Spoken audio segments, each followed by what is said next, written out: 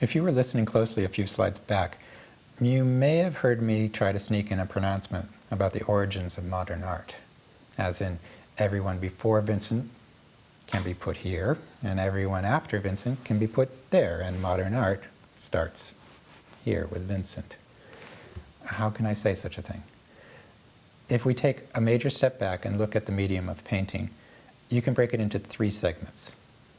First, in medieval times, up to the Proto-Renaissance, paintings were almost akin to small decorative sculptures. Icons or meaning-enhanced objects, if you will. Like this section of Duccio's altarpiece located in Siena.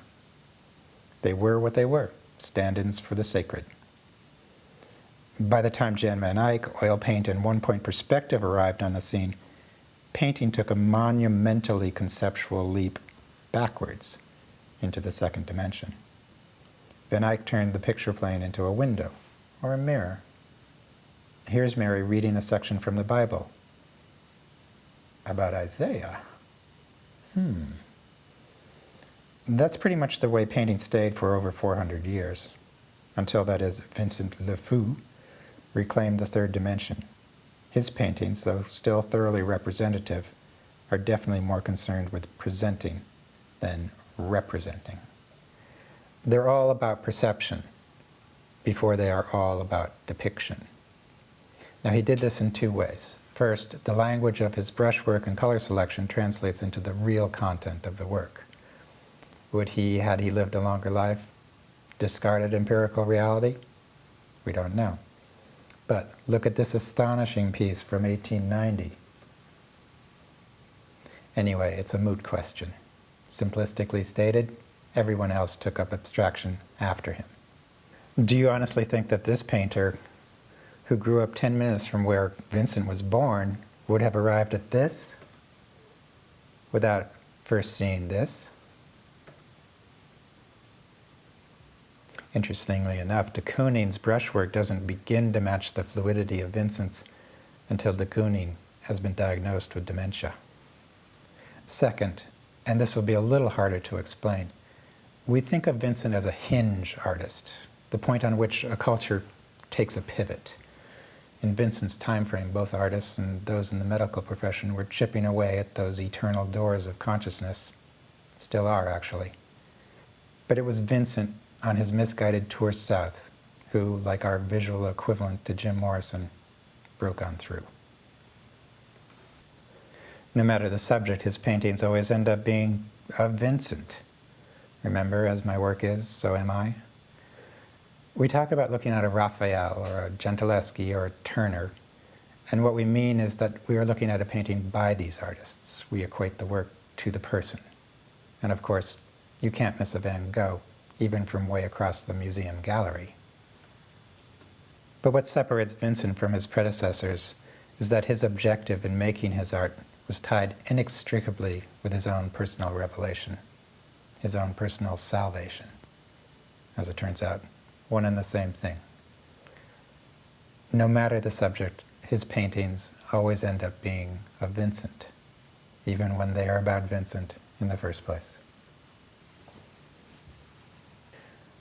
Watch the 20th century unfold and you see the fauves like Derain, Matisse, who own 3 Van Gogh drawings, or the German expressionists, or even someone closer to our era like Julian Schnabel.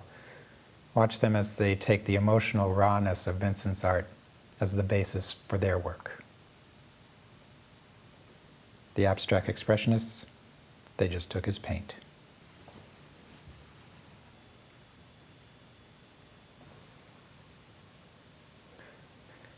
So for me, modern art starts here. But, and some of you aren't going to like this, modern art stops here as well. Perhaps I better save that for another lecture. Maybe I'll call it Modern Art, What Price Its Soul. One more story. There's a wonderful scene in Louis Malle's film Murmur of the Heart, La Suffoqueur, where the rebellious teenage son unleashes a verbal manifesto right in the middle of his father's petit bourgeois cocktail party. He points to his father's prize Corot painting, which he and his buddies had secretly replaced with their own faked version, and says, Justement, un tableau, ça vaut le prix de la toile et de la peinture. Le reste, c'est de la spéculation capitaliste. Then he pulls out a table knife and cuts a big slash across the canvas, much to the shock and awe of the father. The mother, who is Italian, and as we learn has a rather unusual relationship with her son, she just laughs. You gotta love that woman. So, what was the price of Vincent's paint? What did it cost him?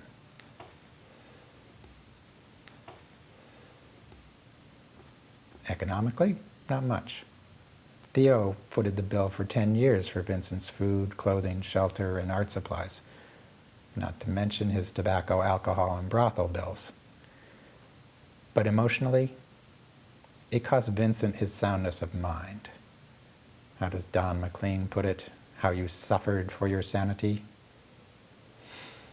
Out of the 700 or so letters that we have from Vincent to Theo, I'd say 699 of them contain some sort of apology for being so monetarily challenged. But over those 10 years, did it ever stop him from asking for more money? Nope. See? It's complicated. With a residue of religious fanaticism, Vincent started out his career as a painter thinking he could save the downtrodden and oppressed of the world. Then he got it into his head that he could revolutionize the art world, and then by extension the rest of the world, by founding his Studio of the South with the likes of Gauguin and Bernard. When that harebrained scheme went up in the proverbial smoke, and after 2 years of debilitating attacks, Vincent became resigned to the fact there was only going to be those viewers in the future who would get it, who would understand what he was doing and what it had cost.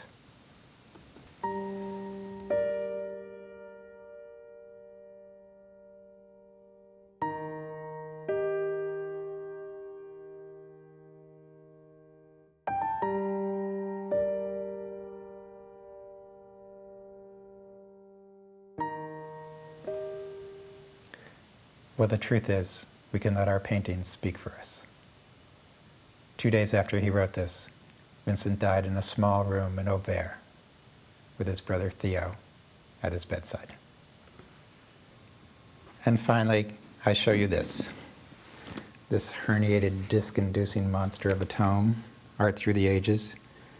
Those of you who took art history courses in college and high school will recognize this book. I used it when I taught the art history course at Westlake, but only as a reference book. At $35 a pop, and this is going to date me, I remember thinking it was way overpriced as a textbook. It now lists for $207. In competition with Jansen and Hart and Cawthron and Stokestad, Helen Gardner comes out on top as the heavyweight champion art history textbook author of the ages.